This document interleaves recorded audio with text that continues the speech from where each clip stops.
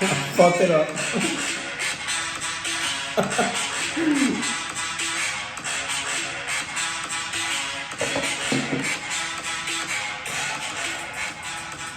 All right. What it do, everybody? Welcome to Thursday's episode with the Sports Brew. We got Mike in the house. We got Panos in the house. And Panos, tell us a little something about this amazing beer. So this is Rogue Bat Squatch, as you can see. Right here on the bottom says it's a hazy Indian Pale Ale. So it's a hazy IPA, as you can see, obviously. Very hazy. This is actually probably one of my favorite beers to drink right now, in all honesty. It's not super bitter. It's like full flavor. It's got tropical notes, very citrusy. It's a very good beer. It comes in at, I don't know what the percentage is. 6.7. 6.7%. Made by the Rogue Company. Dude, it is good. It is a very good beer. It's from Rogue Brewery, which is out of Oregon, Portland, I believe. And yeah, they make also, I know Dead Guy Ale. They make a lot of good things. This, honestly, man, this might be my favorite hazy out there on the market right now. Panos showed me this beer a couple weeks ago, and wow. I'm not really a big IPA guy, but this beer is fantastical. No, people need to see this can. I mean, you're gonna see it. You're gonna know what it is. It's really freaking good. It's only in a limited amount of places in South Florida. You know where they're located. Total Wines, you can get it at. Some of the Winn-Dixies have it as well. There's a place pretty much where I get we actually both get a lot of our beer. Downstairs Market on 58th and Ponce, right by UM. Okay. That place is a hidden gem. They've got a lot of beer there. I'm there every Tuesday, Wednesday, and Friday if you guys want to swing by and get some beer. I don't work there, but I sell there. So, anyways, so that's our beer, and now we're gonna move on. So, Panos, yesterday was Game 4, Heat and Celtics. It was, and as you can see, we're both very excited. So yesterday was Game 4, and I don't know, man, but there was like this one dude. Panos was so excited that he cut me from speaking. Just letting you know. Yeah. I was supposed to lead into this. Yeah. But he just wants it. He just wants it right now. There was this one guy. What was his name? I think it's baby something. Baby Goat. Oh, Tyler Hero, the hero. He went from a zero to a hero, dude. I don't even know what to say. He's my favorite player on the team. He's been actually my favorite player on the team for quite some time, since the beginning of the playoffs, since the bubble. I started liking him a lot regular season. He's just my favorite player. I'll go into a little more depth. Do you have any comments? I'm mostly going to just talk about the game itself. I think the fact that Tatum didn't score in the first half is abnormal. It's not something that's going to happen. Mm-hmm. I mean, it's happened to him. It only happened like once in his career. It's a young career, but it only happened once. The superstars, that never happens to. And in my opinion, Tatum is a superstar. I agree with you. Because, like you were saying, it doesn't happen often. And it doesn't. It's a freak, but yeah, it's a freak occurrence. He dropped 28 in the second half. If I'm the Celtics, I look at that and they were down by like 8 points at that point, 6 points at the half. And you look at that and you're like, okay, our number one scorer has not scored, and we're down by 6-8. It got me a little worried. And then in the third quarter, he came back crazy, started putting in points and stuff. 16 in the third, 12 in the fourth. And the refs tried everything possible. They did everything possible to give this game to the Celtics. I don't even know what's going on. Perfect example. When he had that offensive foul at the end on Jimmy, where Jimmy completely swiped clear on the ball, instead of giving the ball back to the Heat, they overturned the call, which is great, perfect. It was an offensive foul. They didn't give him the offensive foul. Instead, what they did was a jump ball in the middle of the court.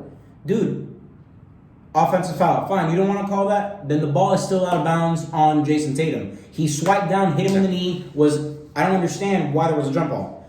It's happened in almost every single game, man. Like, the only game that they beat us was a game that they actually beat us, and that's it. But every other game, there's been some horse shit calls. Crap, dude. It's like they want to really have Lakers and Celtics. Which is, I mean, the two most storied franchises in the NBA. 17 and 16 championships. Yeah, but come on, championships. Like I was listening to some people today. People were talking. I was talking to some people, and there's no connection to the Celtics and Lakers, the current form. Yeah, the only person that connects is Danny Ainge, the GM of the Celtics. Also, the Celtics were like one of the best teams in the NBA when the NBA had like 8 teams. That's when back in the 50s. Yeah, that's when they got the majority of the championships. It's like when the National Hockey League started, and I know I'm going off here, But it's like when the hockey league started, there was only like the big four, the big six back in the 30s and 40s and 50s. And that's why the Toronto freaking Maple Leafs have 30 titles, because there was only 4 teams. It's the same crap with the Celtics. Anyways, sorry, I had to go. No, it's totally fine. So, I'm gonna break down the game. Some things that I saw. Let me go. So, first, obviously we talked about Jason Tatum not scoring in the first half. That was a big help for us, the Heat. Obviously not good for them, but he picked it up in the second half. He had 28 points in the second half. It made a huge difference. One thing that I've noticed, when it comes to basketball teams, they watch a lot of film, so what they try and do is they try and make every team uncomfortable, their opponents uncomfortable. So as you can see, as an example, Duncan Robinson has been non-existent for most of these playoffs. Ever since the first series, he hasn't really done much because teams target on him. They know how much of our offense flows through him. They know how much of a lethal shooter he is. So they make every time he touches the ball, it's extremely difficult for him to get a shot off. That's why he's constantly rolling off the screen, catching it, passing it back to Bam, trying to roll off another screen, off another handoff, catching it, cutting, and it's not making it happen. So you plan around that, and you try and make other players beat you, right? One thing that they didn't account for, I think mainly because of his age, was Tyler Hero. I've been a huge fan, like I said, all season, especially in these playoffs. The last game he had 23 points. He was our leading scorer in the last game. He's been averaging, up to yesterday, he was averaging 14 or 15 points a game. Now he's at like 16.1. What I like about him more than anything else is he's not scared of the moment. He's calm. Bro, calm. That's it. That's literally it. He's calm and smooth. Jeff Van Gundy yesterday said that he's not a good rookie. He's a good basketball player, period. Age aside, he makes the right reads. He makes passes when he needs to make passes. He attacks the basket when he needs to attack the basket. He does not force anything. Rarely. No one's perfect.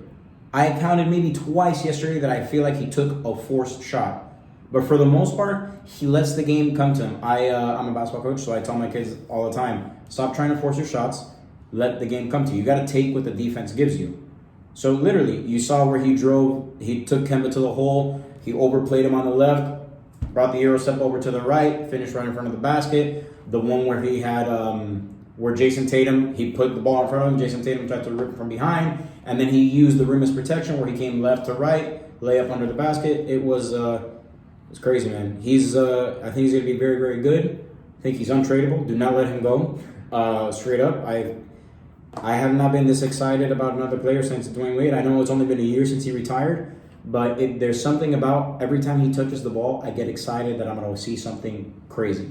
And yesterday, every time he touched the ball, it was the same thing. That's how it was with Wade. That's how I used to have that feeling. Every time Wade touched the ball, I was like, oh, Wade used to do some things. It's gonna happen. And I mean, and they're not even the same player.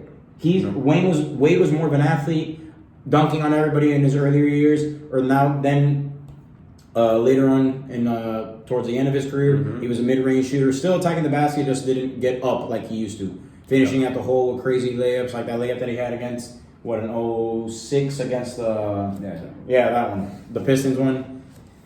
Dude, he's a very good player. And I originally said this series would go 6. I am still kind of sticking to that, but I have this strange gut feeling that they're going to close it tomorrow. I don't know why. Gentleman sweep.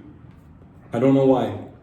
I really do feel it. I've been calling them in 6 from the beginning, and it's been going exactly how I said. 2-1-1. Now let's see if. So it's crazy because Game 4, I was telling people, had they lost that game, the series was over. We were going to lose. You think Celtics would have won? We were going to lose yesterday. Yeah, we were going to lose to Boston had we lost yesterday.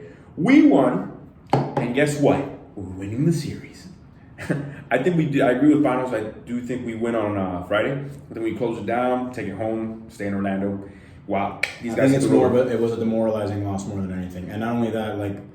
They even like at some point in the game, like towards the end, they were throwing everybody at him. They threw Marcus Smart, they threw Kemba, they threw Jaylen Brown, they threw Jason Tatum. Every single person guarded him, and no one stopped him. And there was a play in the last minute where they were passing the ball out, and they were just making that extra pass. Yes, the Heat, like the one that's Dragic in the corner. That exact play. And Marcus Smart was like caught in the middle, like what the hell? It's like, what's going on here? And it's like, yeah, bro. Yeah, because they went to double Tyler Hero up at the top of the key. Bam didn't actually set the screen. He did a slip screen. So instead of canceling out the double team, they decided to double.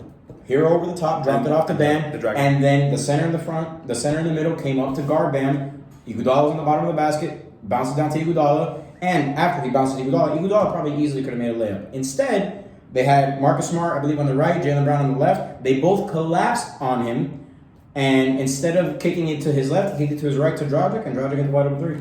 Dude, it was beautiful basketball. I broke that play down like to the T. It was great. Look, I think now Duncan Robinson, everything is set for him to have a big game 5.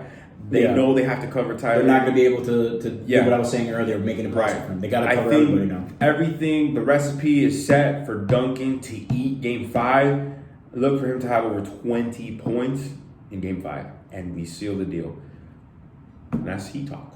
What do you think about the Denver Nuggets and the LA Lakers tonight? So tonight, we both were right. Nuggets were going to win game 3. They did. We did. I still have the Nuggets winning the entire series because of I think they beat the better team, which is the Clippers. You disagreed, but I think the Nuggets have the better team.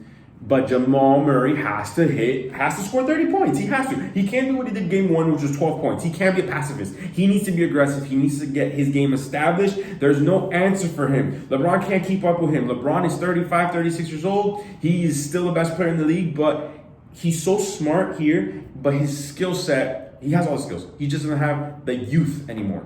So Jamal Murray needs to get going. Up there, bro. The Joker is going to get his, and then the pieces around, it's kind of like a Heat team, but the pieces around. They're like a Heat of the West.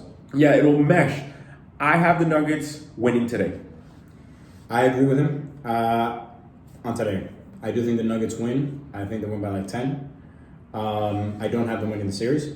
I think the Nuggets win today, and then I think the Lakers are going to win the next 2. But I agree with him, and it's not a knock on the Nuggets. It's more so, bro. We used to have LeBron. I know we know what he's capable of. Let's be real. As 35, 36, as old as he is, he's still LeBron James, and he's still playing as the best player in the world. Super efficient. He really is. He's super efficient. He gets his teammates involved, and I mean, he learned that. I just really hope it's not like we don't see like that LeBron 2012. What, the cramp LeBron? No, not the cramp LeBron. The cramp LeBron? Like the double face, the demon face LeBron against the Celtics, where he dropped like 46 points. That was a closeout LeBron. Yeah, that. If you see that face, LeBron was capable of that. But that's not today. LeBron learned his efficiency with the Heat, though. Back then, before he was with the Heat, he wasn't a winner. He didn't know how to win in the NBA level.